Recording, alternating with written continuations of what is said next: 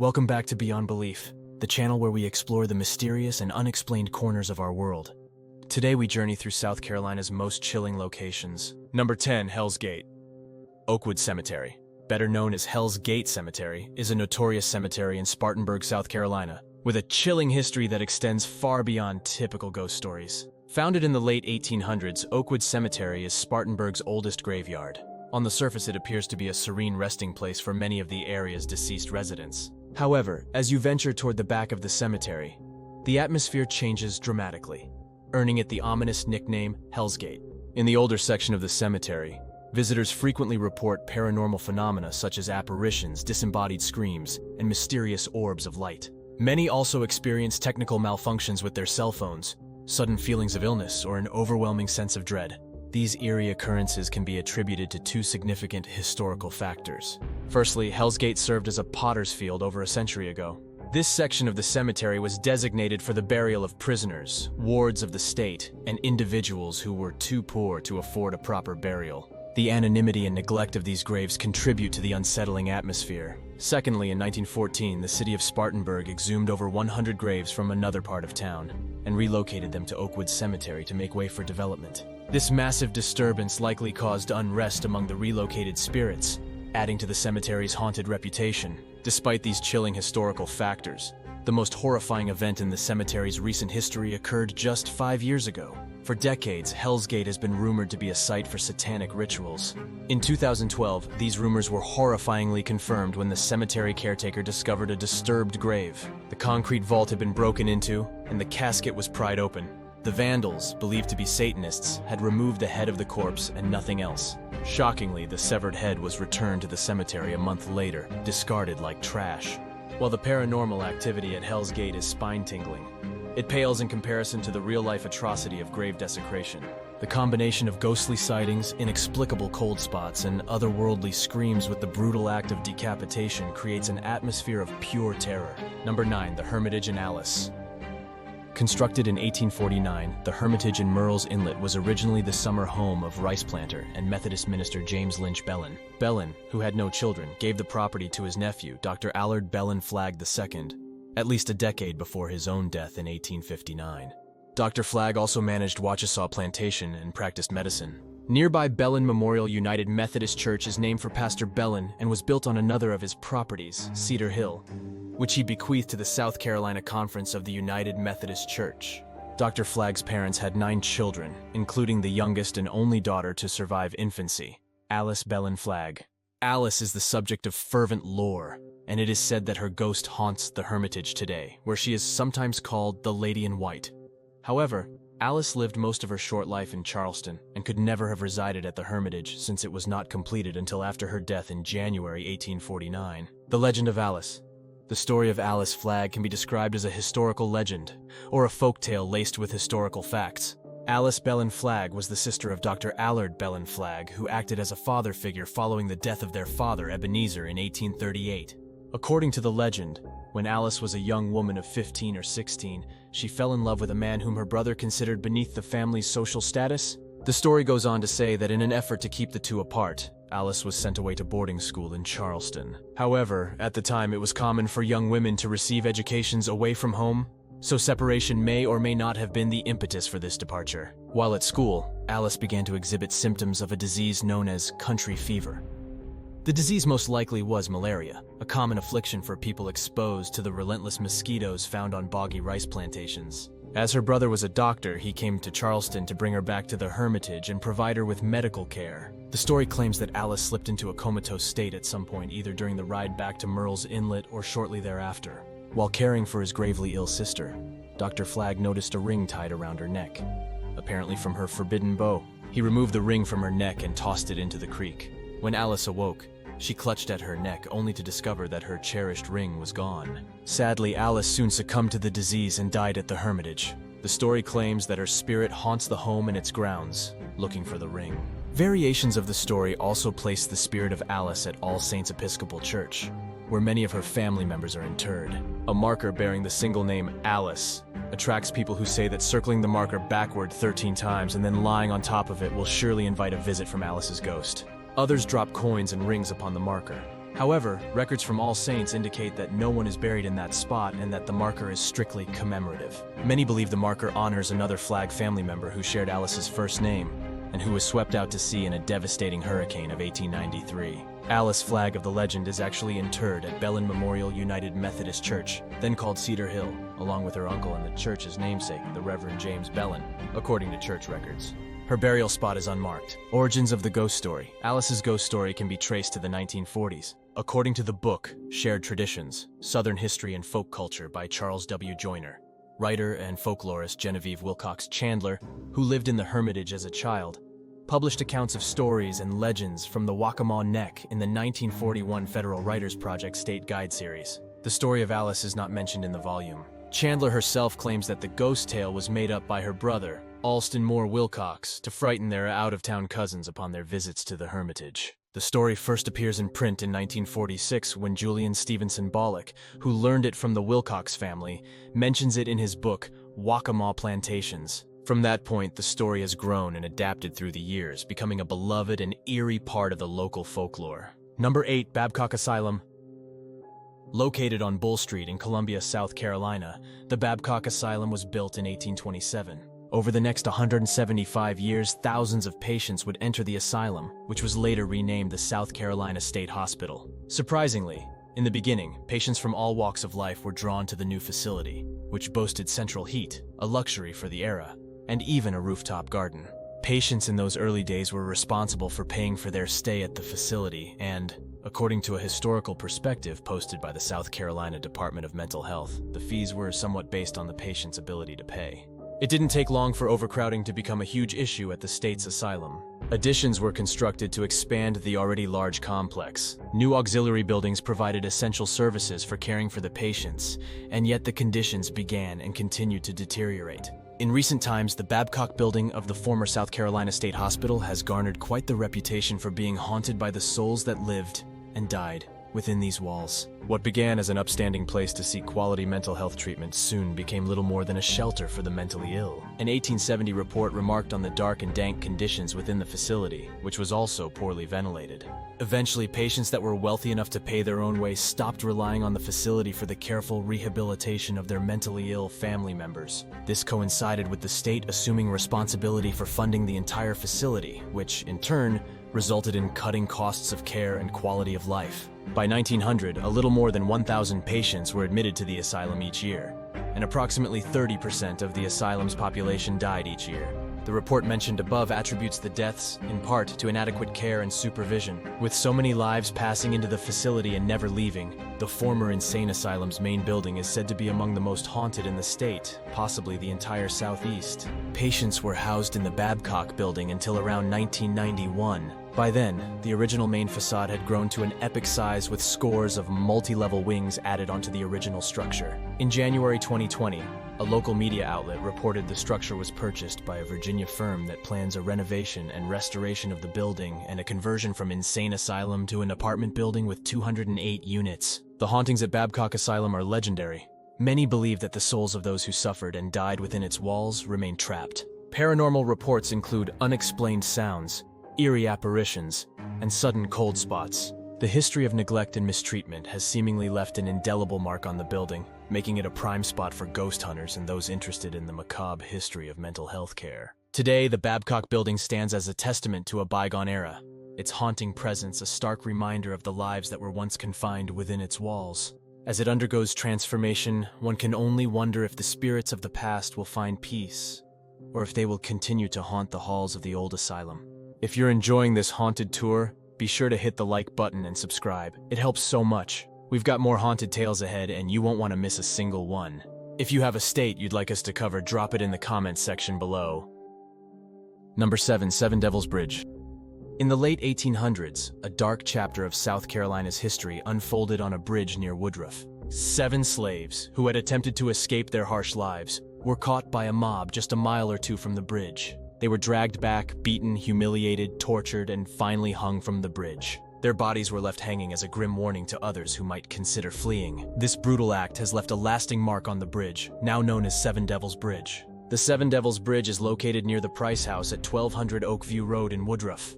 The original bridge, which could only be crossed on foot, has since been replaced by a new one that can accommodate cars. Despite the physical changes, the haunting legacy of the bridge remains. Locals claim that crossing Seven Devils Bridge at precisely midnight is a traumatic experience. Many who have attempted this have reported having massive mental breakdowns in the middle of the bridge, falling to their knees racked by feelings of utter despair and loneliness. Some end up screaming and running off in a state of sheer terror. These intense emotions are believed to be the lingering energy of the 7 slaves who suffered a horrific fate on the bridge. Apart from the overwhelming feelings of despair, some people have reported seeing greenish-colored lights off in the distance while sitting at Seven Devils Bridge. These eerie lights add to the unsettling atmosphere of the area, further cementing its reputation as one of the most haunted places in South Carolina. Seven Devils Bridge stands as a somber reminder of the brutality and inhumanity of the past. The hauntings reported at the bridge are a testament to the intense suffering that occurred there. Whether it's the feelings of despair, the ghostly apparitions, or the strange lights, the experiences of those who visit the bridge today suggest that the spirits of the 7 slaves may still be seeking peace. Number 6. Rose Hill Plantation. Constructed in 1827 in Bluffton, South Carolina, Rose Hill Plantation is renowned as one of the most haunted plantations in the United States. This historic site, surrounded by wild roses and once flourishing cotton fields, was built by William Henry Mills. The Mills family, ardent supporters of the Confederacy, relied heavily on the labor of enslaved people to maintain their plantation. As the Civil War approached, many of the enslaved individuals on the plantation joined the army, leading to a decline in the plantation's upkeep. The main house of Rose Hill Plantation was converted into a makeshift hospital where wounded soldiers were treated. The increasing number of enslaved individuals leaving to join the army left the Mills family struggling to maintain the estate, eventually leading them to sell the plantation. The grounds of Rose Hill Plantation served as a cemetery for those who sacrificed their lives. Visitors and locals have reported sightings of a ghostly Confederate soldier wandering the premises, adding to the plantation's haunted reputation. This spectral figure is believed to be one of the many soldiers who died on the grounds during the Civil War. One of the most famous apparitions at Rose Hill Plantation is the Lady in White. Described as beautiful with a flowing dress, she has been seen moving through the main house. Legend has it that she is searching for her lost love. Various stories about her death circulate, including tales of suicide and tragic accidents. Her presence adds an air of mystery and sorrow to the already haunted estate. The Rose Hill Plantation sat largely untouched until 1946. Over the years, numerous paranormal activities have been reported, including whispers in the night, flickering lights, doors slamming, objects moving on their own, and icy cold spots. The unsettling atmosphere of the plantation has drawn both curious visitors and paranormal investigators. In 1946, the Kirk family purchased Rose Hill Plantation, fully aware of its haunted reputation. Despite the eerie occurrences, they took on the challenge of restoring the plantation. The mysteries of Rose Hill continue to intrigue and frighten those who visit or reside on the property. The tales of ghostly soldiers and the Lady in White ensure that the legacy of Rose Hill Plantation remains a significant part of Bluffton's haunted history. Number 5. The Admiral's House. Built in 1905, the Admiral's House, officially known as Quarters A, stands at the former Navy base in North Charleston. Originally constructed for the Commandant of the Charleston Navy Yard, this historic structure has witnessed decades of naval history and is steeped in eerie legends and ghostly tales. The Admiral's House is a grand example of early 20th century architecture, designed to accommodate high-ranking naval officers. Nearby, a rectangular, windowless building constructed in the English Bond style, known as the Dead House, adds an additional layer of mystery to the site. This building possibly dates back to the mid to late 18th century and is believed to have been used to store bodies before burial. One of the most enduring legends associated with the Admiral's House involves the ghostly apparition of a small slave girl. According to local lore, she can be seen wandering through a clump of trees on the property at nighttime. Her presence has been a source of fascination and fear for those who visit or work near the grounds. Visitors and staff at the former Navy base have reported various paranormal activities around the Admiral's House and the Dead House. These include unexplained noises, sudden drops in temperature, and sightings of shadowy figures. The ghostly figure of the slave girl is the most frequently reported apparition, often seen gliding silently through the trees, her presence evoking a sense of sadness and curiosity. Number 4. Greenville Tuberculosis Hospital. The Greenville Tuberculosis Hospital, operational from the 1930s to the 1950s, was a critical facility used to treat hundreds of tuberculosis, TB patients. At a time when TB was a rampant and deadly disease, the hospital served as a place of both hope and despair. With the discovery of a cure for TB in the 1950s, the hospital's purpose evolved, and it later served as a psychiatric hospital and a prisoner release site. In 2001, most of the building was destroyed by fire and subsequently demolished. The basement door was sealed up, and a playground was built on top of the former hospital site. However, remnants of its past linger on. Visitors can still see the basement door and read about the history on a plaque that stands outside it, a silent reminder of the building's somber past. But is it really haunted? Many believe it is. Visitors to the playground have reported hearing strange, unsettling sounds, including banging, screaming, and the eerie tolling of unseen bells. At night, shadows have been spotted moving around the playground, and some nearby residents have even claimed to see these shadowy beings in their homes. Herdklotz Park, with its beautiful grounds and family-friendly amenities, now masks the tragic history of the Greenville Tuberculosis Hospital. Yet for those who are aware, the park holds a deeper, more haunting significance. The echoes of the past, the suffering, and the unresolved spirits seem to linger, making this park a point of intrigue and a chilling reminder of its former life. Whether you're a skeptic or a believer, the haunted history of Herdklotz Park adds a layer of mystery to this otherwise serene spot in Greenville. The stories of ghostly encounters and unexplained phenomena continue to fascinate and frighten those who visit, keeping the memory of the Greenville Tuberculosis Hospital alive in the shadows. Number 3, White Point Garden.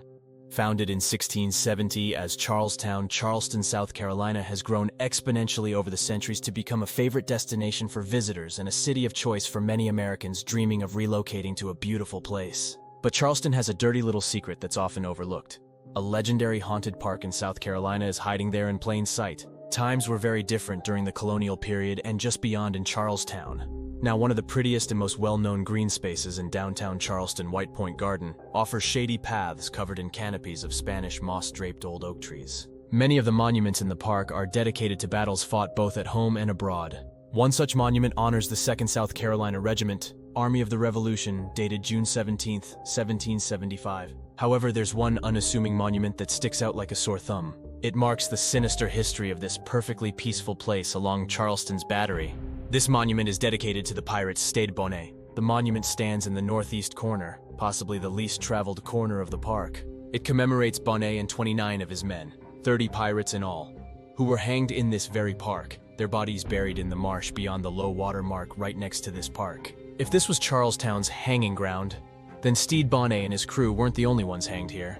This beautiful space, shown in photographs from as late as 1900, long after the last public hanging, was the site of nearly 200 hangings between 1718 and 1849, as recorded on deathpenaltyusa.org. Considering the era in which these hangings occurred, it stands to reason that they were likely very public displays meant to serve as a deterrent to crime. 2 people listed as having been gibbeted, a practice more commonly used in England but brought to Charlestown, were executed for murder. Gibbeting involved hanging the dead or dying body of a criminal in a cage-like encasement and leaving them to decay on display for all to see, to deter others from committing similar crimes. It's hard to digest that this beautiful natural landmark in Charleston was once the site of at least 30 hangings, as clearly proclaimed by the Stede Bonnet monument in the park. Visitors today often report feeling a sense of unease in the park, especially near the monument dedicated to the pirates. Some claim to see shadowy figures, hear whispers carried by the wind, and feel sudden drops in temperature, adding to the park's reputation as one of Charleston's most haunted locations. Number 2, Crybaby Bridge. Built in 1919 in Virginia, the continuous 2-span camelback through Truss Bridge initially stood near Charleston, before being relocated to Anderson County in 1952. It remained in service until a new bridge opened to its immediate south in 1987. Since then, the bridge has sat abandoned, becoming the center of numerous chilling legends and ghostly tales. Most stories detailing the paranormal sightings at the bridge involve a distraught mother searching for her lost child. According to legend, a tragic event occurred when a mother threw her crying baby off the bridge in a moment of desperation. Consumed by guilt and grief, she jumped off the bridge. It is said that late at night, the ghostly figure of the mother can be seen and heard.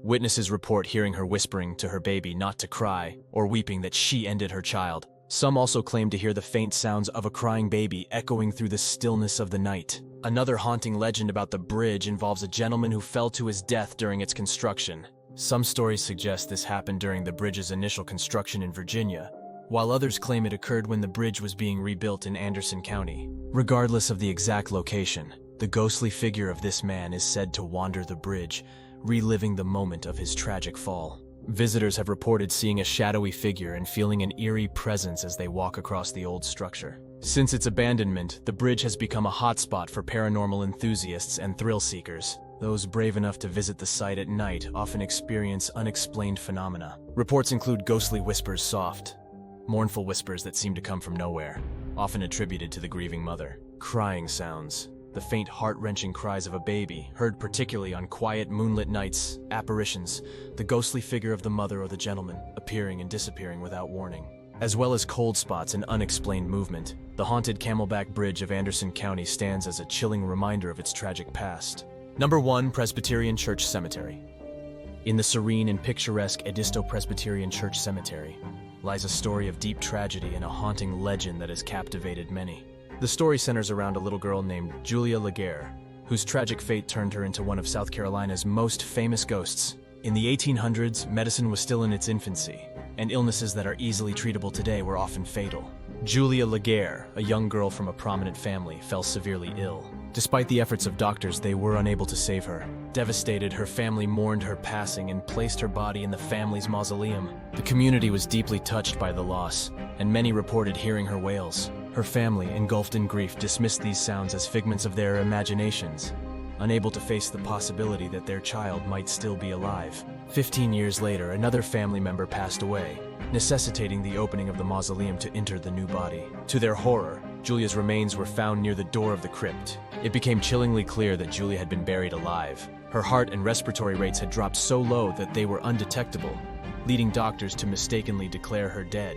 The realization that she had awoken in the darkness of the mausoleum, desperately trying to escape, was a cruel twist of fate that haunted her family. After the gruesome discovery, Julia's body was reinterred, and the mausoleum was sealed once more. However, from that day on, the door to the crypt never stayed shut. Chains, marble slabs, and locks were all used to secure it, but nothing could keep it closed. It seemed that Julia's spirit, having once been locked in, was determined never to be confined again. To this day, the door to the mausoleum remains perpetually open, defying all attempts to seal it. The story of Julia Laguerre's tragic death and restless spirit has made the Edisto Presbyterian Church Cemetery a place of both historical interest and supernatural intrigue. Visitors flock to the cemetery, drawn by the tale of the haunted crypt. Some come to take photographs, others peer inside the mausoleum hoping to catch a glimpse of Julia's ghost, while many simply wish to pay their respects and contemplate the sorrowful history of Edisto Island. Thanks for joining us on this ghostly journey through South Carolina. Don't forget to like, subscribe, and hit the bell icon for more videos from Beyond Belief.